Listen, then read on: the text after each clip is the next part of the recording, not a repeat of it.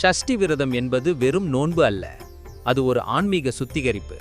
முருகனை முழு மனதுடன் நினைத்தால் வாழ்க்கை முழுவதும் ஒளி பெருகும். முருகன் அருளால் அனைவருக்கும் மன நிம்மதி, ஆரோக்கியம், வெற்றி கிடைக்கட்டும். ஷஷ்டி விரதம் முருகனுக்கு அர்ப்பணிக்கப்பட்ட ஒரு மகா விரதம். இதை பலவிதமாக மேற்கொள்ளலாம். சிலர் ஒருவேளை உணவு மட்டும் எடுத்துக்கொள்வார்கள்.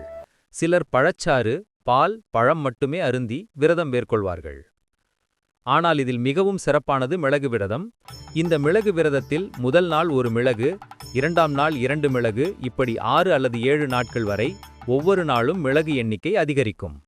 இது உடல், மனம், ஆன்மா மூன்றையும் சுத்தப்படுத்தும் ஒரு தபஸாகும். இந்த விரதத்தை மேற்கொள்வது எளிதல்ல. இது செய்ய முடிவது இறைவன் அருள் பெற்றவர்களுக்கே. நானும் இந்த சஷ்டியில் மிளகு விரதம் மேற்கொள்ள ஆசைப்படுகிறேன். முருகன் அருள் என்மேல் பொழியட்டும். நீங்கள் என்ன மாதிரியான விரதம் மேற்கொள்ளப் போகிறீர்கள்? கமெண்டில் சொல்லுங்கள். ஓம் சரவணபவா.